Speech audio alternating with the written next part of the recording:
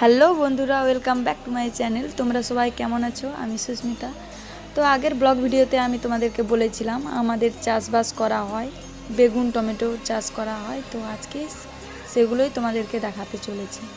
তো এখন তোমার দাদাভাই আর আমি করে যাচ্ছি সেই বাড়িতে, চাষ করা হয় যেই বাড়িতে, সেইখানে যাচ্ছি। তো আমাদের বাড়ি থেকে একটু দূরে যেতে হয়, যাচ্ছি তাই সাইকেলে করে আমরা যাচ্ছি। আমাদের রাস্তাটার অবস্থা তোমরা দেখতেই পাচ্ছ, যা অবস্থা, ফোনটাও ঠিকমতো ধরে যেতে পারছি না।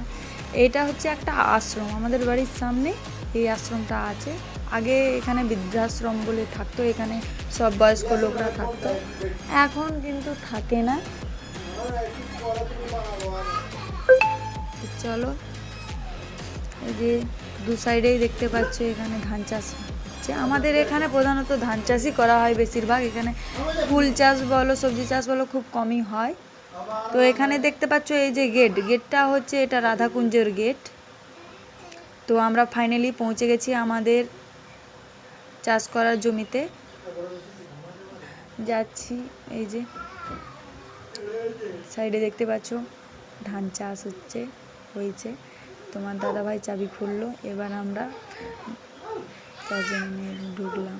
এখানে দেখতে পাচ্ছ বেগুন গাছ, এটা আছে ধনে পাতার বীজ, যেটা তোমরা পাতা খেয়ে থাকো সেটার বীজ। এটা হচ্ছে লাউ গাছ, এইগুলো হচ্ছে বেগুন গাছ।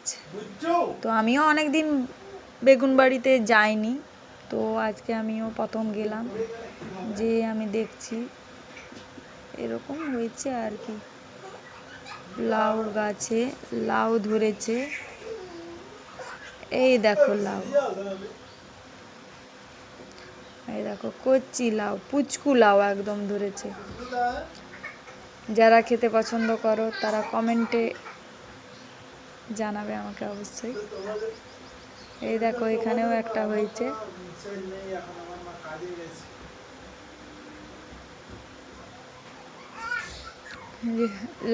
লাউডাঁটা খুব শরীরের পক্ষে উপকারী, জিরার জোর করে যদি তুমি খেতে পারো। এখানে দেখেছো কাঁচা লঙ্কা গাছগুলো খুব ছোটতেই লঙ্কা খুব হয়েছে, দেখতে পাচ্ছ। এই দেখো টমেটো গাছে এমন টমেটো ধরেছে যে তাকে বাতা দিয়ে বাঁধতে হয়েছে, কাঁচাই আছে এখনো পর্যন্ত, পাকেনি। তো এখানেই আমার ব্লগটি শেষ করছি। ভালো লেগে থাকলে অবশ্যই কমেন্টে জানাবে।